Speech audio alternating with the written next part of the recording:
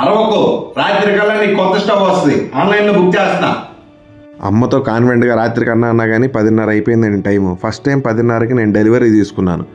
ఆ స్టవ్ అయితే వచ్చింది, కానీ ఆ స్టవ్ బయ్య అన్నాడు ఓపెన్ చేసి చూపిస్తా అన్నాడు. సరేలే ఓపెన్ చేసి చూపించాను. ఆన్లైన్లో ఎన్నో రేటింగ్స్ ఎన్నో వీడియోస్ చూసిన తర్వాత స్టవ్వుల్లో ప్రెస్టేజ్ నెంబర్ 1, ఫోన్లో ఐఫోన్ ఎలానో స్టవ్వుల్లో ప్రెస్టేజ్ అలా అన్నారు.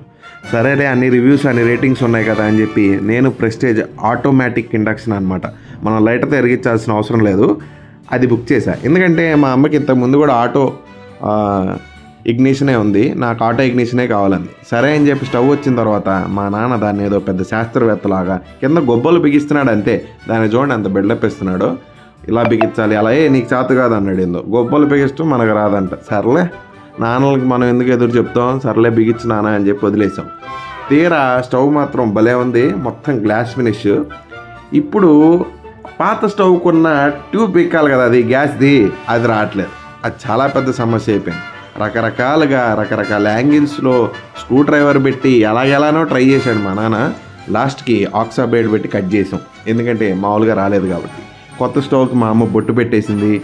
స్టవ్ మాత్రం సూపర్ ఉంది. మా అమ్మ బొట్టు పెట్టేసి పసుపు పెట్టి కుంకుమ పెట్టి పూజ కూడా చేసింది. ఇప్పుడు ఆల్ సెట్ అనమాట. స్టవ్ వెలిగించాలి. మా నాన్న వెలిగిస్తా అన్నాడు. మా నాన్న ఫస్ట్ టపక్మని తిప్పాడు, ఎలగల. రెండోసారి టపక్మని తిప్పాడు, ఎలగల. నేను పారిపోతాను అయ్యా. ఇద్దరు పక్క బాగుంది కదా మరి. ఓకేనా? అంతే కదా, సేమ్ బాగున్నారు కదా, సేమ్ ఇక్కడ పాత స్టవ్ని మమ్మిఫికేషన్ చేస్తున్నా మా నాన్న. మమ్మిఫికేషన్ చేశాడు. ఇప్పుడు ఈ స్టవ్ ఎన్నేళ్ళైనా ఉంటుందా శాఖమా? ఈజిప్ట్ గుహల్లో. కొత్త స్టవ్ మీద మేము తట్ట ఇడ్లీ చేసుకున్నాం అనమాట.